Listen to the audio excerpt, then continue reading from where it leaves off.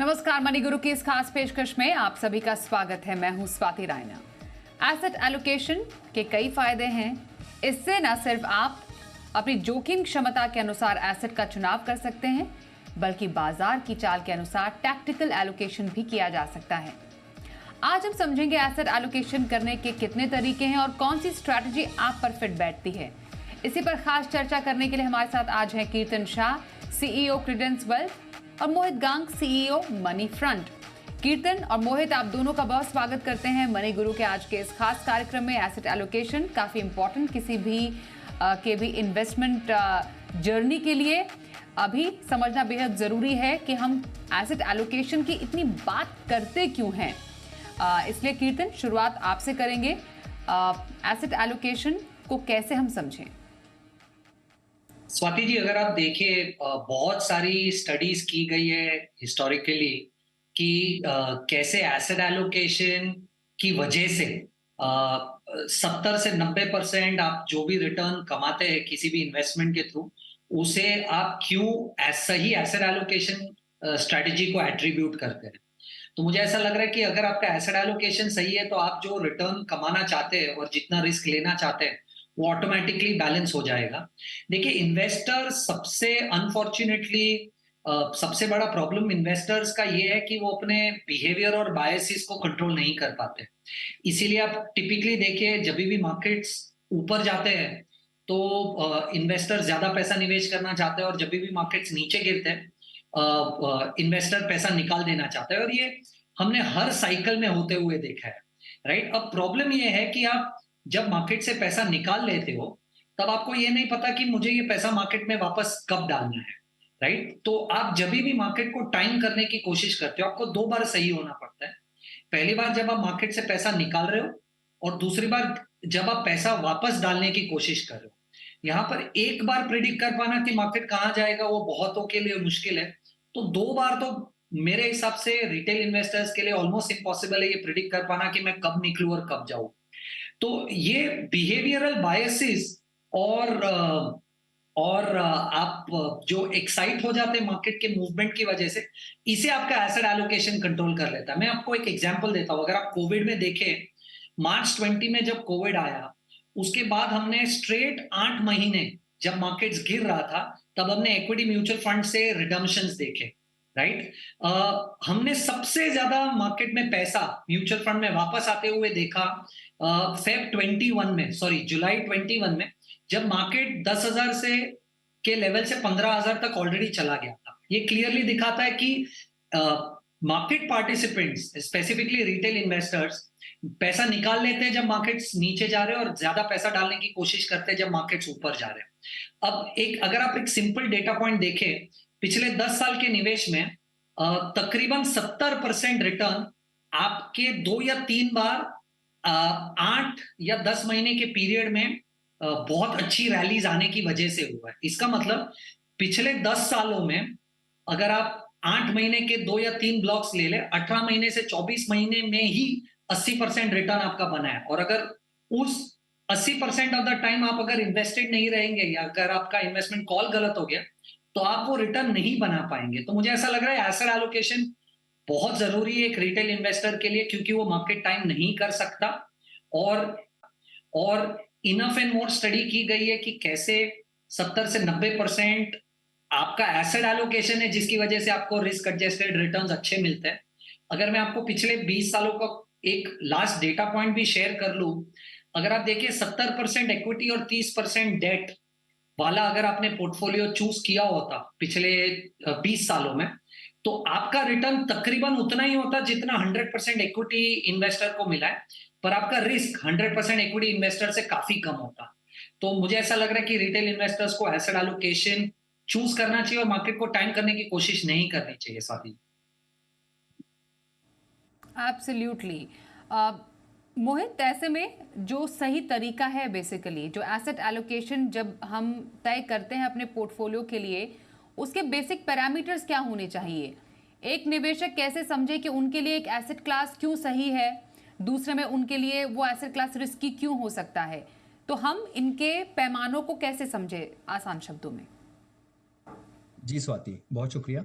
तो देखिए स्वाति, ये जो एसेट एलोकेशन का कॉन्सेप्ट है, ये बहुत सालों पहले एक अमेरिकन इकोनॉमिस्ट होते थे, हैरी मार्कोविट्स। उन्होंने एक मॉडर्न पोर्टफोलियो थ्योरी इजाद की थी, जिसमें उन्होंने ये प्रूव किया था कि अगर रैशनल इन्वेस्टर है तो वो एक पर्टिकुलर रिटर्न के लिए अपने रिस्क को मिनिमाइज करना चाहेगा, या फिर एक पर्टिकुलर रिस्क के लेवल पे अपने रिटर्न को मैक्सिमाइज करना चाहेगा। तो सबका जो उद्देश्य होता है फाइनली वो यही होता है कि आप कम से कम रिस्क में ज्यादा से ज्यादा रिटर्न कमा पाए, जैसा कीर्तन ने भी कहा।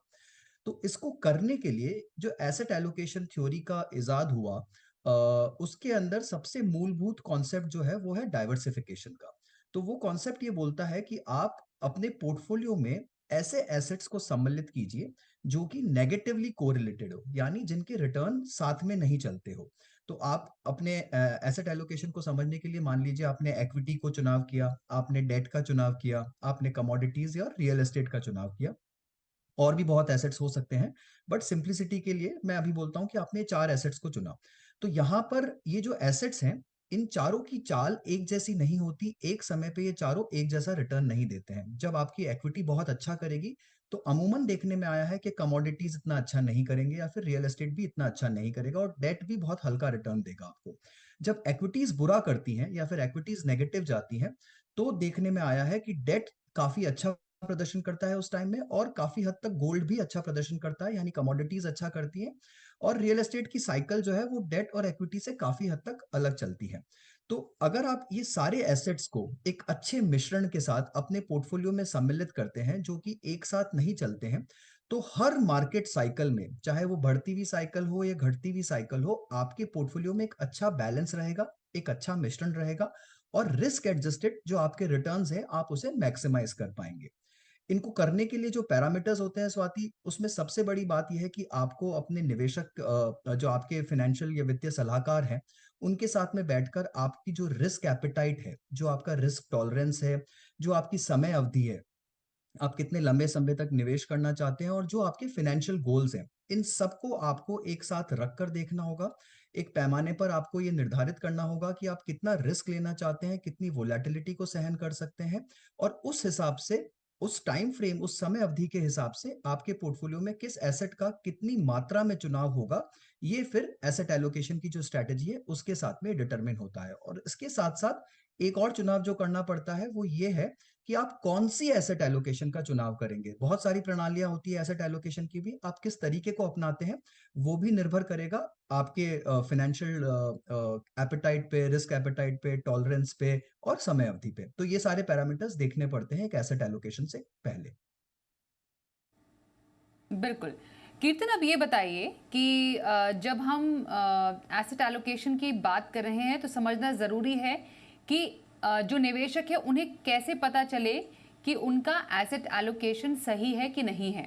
हमने ये तो जान लिया मोहित से कि पैरामीटर्स क्या हो सकते हैं, कैसे पैमाने क्या है, किन पैमानों पर परखें। लेकिन अलग अलग निवेशकों के हिसाब से जो एसेट क्लास है, जिसको हम मेनली अगर मानो 3 भागों में बांटे, इक्विटी, डेट और गोल्ड हो गया, रियल एस्टेट को यहाँ पर अभी हम नहीं ले रहे हैं, तो एसेट एलोकेशन करने का सही तरीका क्या हो सकता है ऐसे 3 निवेशकों के लिए?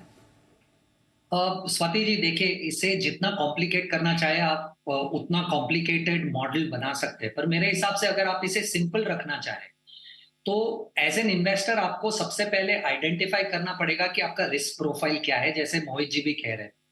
तो मान लीजिए अगर मैं एक अग्रेसिव इन्वेस्टर हूं, देखिए 3 तरीके के इन्वेस्टर हो सकते हैं, या तो एक कंजर्वेटिव हो सकता है, एक मॉडरेट हो सकता है, एक अग्रेसिव हो सकता है, राइट।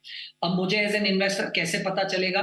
देखिए, अगर आप थोड़ी सी भी इन्वेस्टिंग करते हैं तो आपको बिहेवियरली पता है कि मार्केट वॉलिटिलिटी क्या आप झेल पाते हो या नहीं पाते हो, तो आप कितने अग्रेसिव हो या कितने कंजर्वेटिव हो।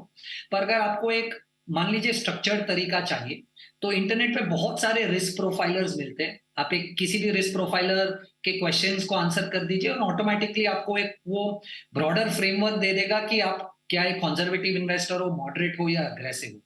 मान लीजिए मैं अगर एक अग्रेसिव इन्वेस्टर हूं, राइट, तो अग्रेसिव इन्वेस्टर का मतलब ये है कि शायद मैं वॉलिटिलिटी को मनूवर करने की क्षमता रखता हूं, तो मैं ज्यादा से ज्यादा पैसा इक्विटी में रखना चाहूंगा और थोड़ा कम पैसा फिक्स्ड इनकम और गोल्ड में डालना चाहूंगा। देखिए, इसका कोई सेट रूल नहीं है, पर मान लीजिए मैं अग्रेसिव हूं तो मैं कहूंगा कि मैं 80% पैसा इक्विटी में रखना चाहूंगा, 15% फिक्स्ड इनकम में और 5% गोल्ड में। अब उससे एक स्टेप अगर आप और आगे जाइए, तो मैं ये 80% जो मैं इक्विटी में रखना चाहता हूं वो मैं कहां रखूं, या 15% डेट में जो रखना चाहता हूं वो मैं कहां रखूं। इसका सॉल्यूशन मेरे हिसाब से, या मैं जिस तरीके से एडवाइस करता हूं वो ये है कि आप इसे भी फर्दर 3 बकेट्स में डिवाइड कीजिए। आपका 80% इक्विटी, 15% फिक्स्ड इनकम और 5% गोल्ड का जो एसेट एलोकेशन है, उसे 3 बकेट्स में डिवाइड कीजिए। लिक्विडिटी बकेट, कोर बकेट और टैक्टिकल बकेट। यानी लिक्विडिटी बकेट में आपके पूरे 100 रुपए जो आप निवेश करना चाहते हैं उसमें से 10 रुपए लिक्विडिटी बकेट में रखिए, जिससे आपको जब भी पैसा चाहिए आपको आपकी इन्वेस्टमेंट्स ना तोड़नी पड़े, यहां से आप निकाल पाए। 70% पैसा, अगर आप अग्रेसिव है तो 70% पैसा आप अग्रेसिव इन्वेस्टमेंट्स में रखिए, और 20% पैसा ऐसे रखिए कि आप शायद कोई टैक्टिकल या बेट ले सके जिससे आप अपना रिटर्न और थोड़ा सा बढ़ा पाए। तो मान लीजिए अगर एक एग्जांपल देना और मैं अग्रेसिव इन्वेस्टर हूं, तो मैं टिपिकली अपना डेट का एलोकेशन कैसे करना चाहूंगा। तो मैं 10% पैसा आर्बिट्राज फंड में रखूंगा जो लिक्विड है, 5% पैसा मैं शायद क्रेडिट रिस्क फंड या गिल्ड फंड्स में डाल दूंगा जिसमें मैं थोड़ा सा ज्यादा रिस्क ले रहा हूं। टोटल 15 हो गया। मान लीजिए मैं जो 70% पैसा इक्विटी में निवेश करना चाहता हूं, सॉरी 80%, उसे मैं large cap, mid cap, flexi cap, small caps में डिवाइड कर दूंगा। पर मैं थोड़ा सा एलोकेशन 10-15% एलोकेशन इंटरनेशनल या थीमेटिक या सेक्टर फंड्स में भी रखूंगा मेरे टैक्टिकल में, जिससे मैं रिटर्न ज्यादा कमा पाऊं। और 5% जो गोल्ड है वो मैं अपने कोर पोर्टफोलियो में रखूंगा।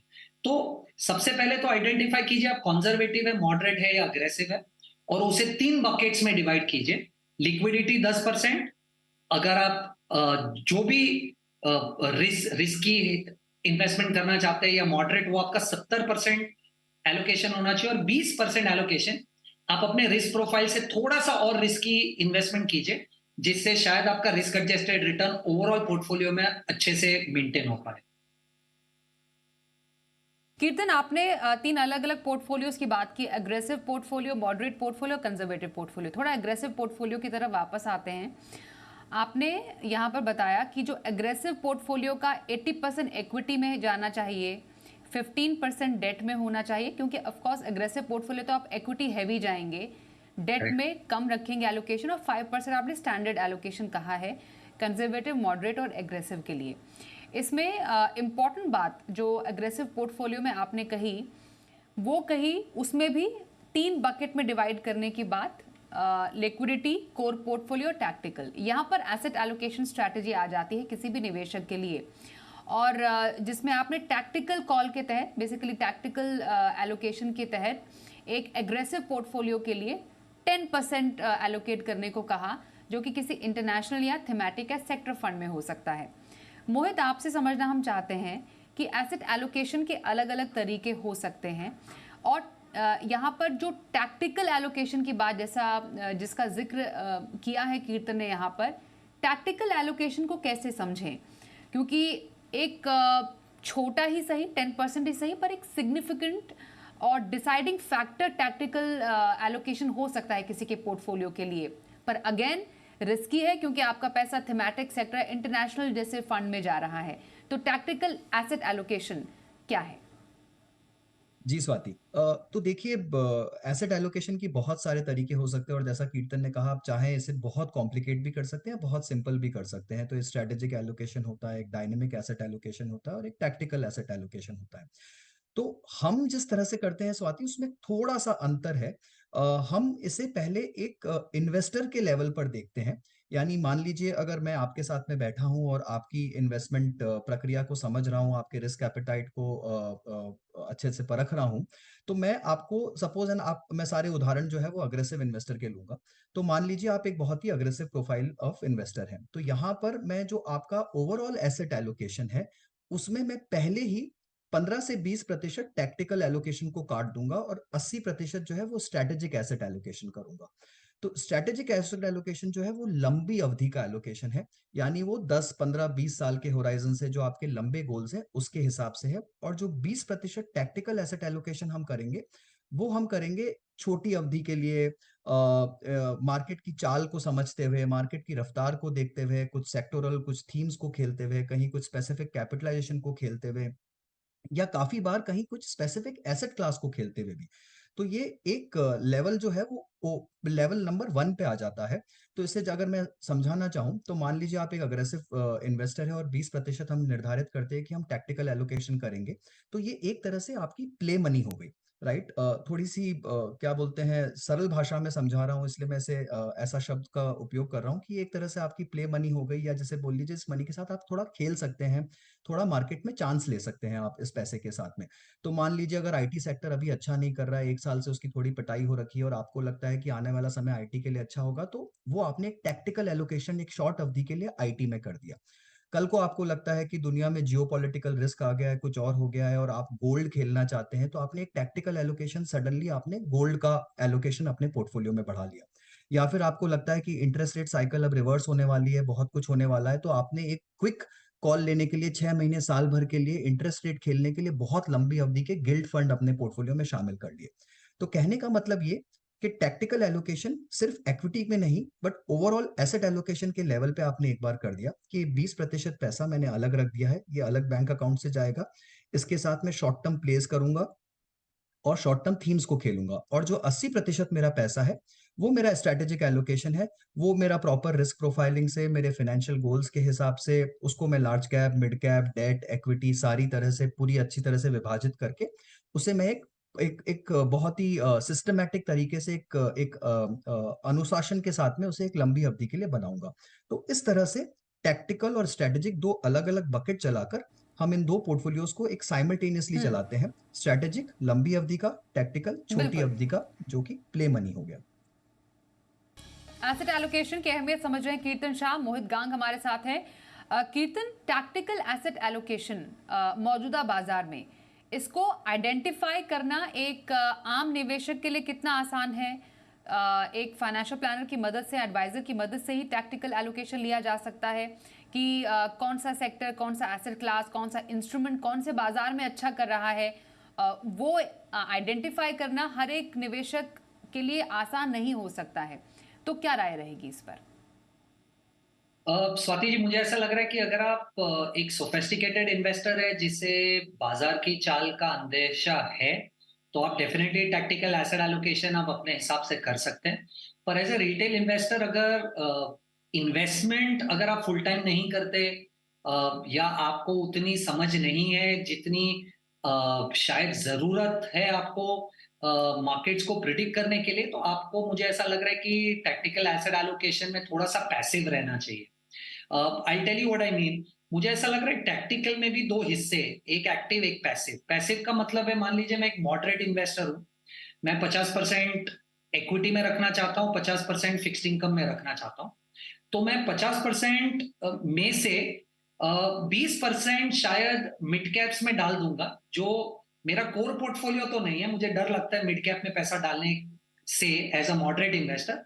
पर एज टैक्टिकल बेट में 20% मिड कैप में रखूंगा लंबी अवधि के लिए भी, राइट? वो हो गया एक पैसिव टैक्टिकल एलोकेशन। एक्टिव का मतलब है आप मार्केट को टाइम करने की कोशिश कर रहे हो, और उसके बहुत सारे पहलू हैं।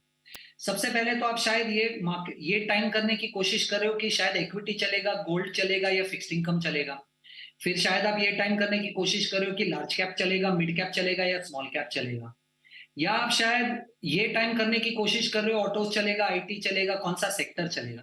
तो एज ए रिटेल इन्वेस्टर मुझे ऐसा लग रहा है कि आप पैसिव में टैक्टिकल एसेट एलोकेशन कीजिए। मॉडरेट रिस्क प्रोफाइल भी है तो भी थोड़ा सा एलोकेशन मिड कैप में ले लीजिए, क्योंकि लंबी अवधि का रिस्क एडजस्टेड रिटर्न अच्छा निकलेगा।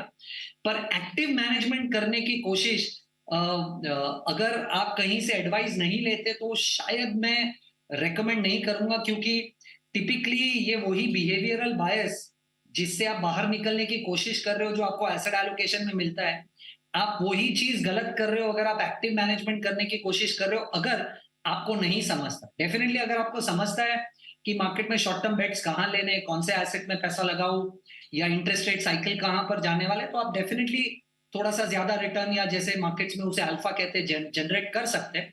पर as a retail investor I would suggest कि आप अपने एसेट एलोकेशन को स्टिक रहिए। पैसिव वाला टैक्टिकल एसेट एलोकेशन कीजिए, पर एक्टिवली मैनेज करने की कोशिश मत कीजिए अनलेस आपको पता है वो कैसे किया जाता है।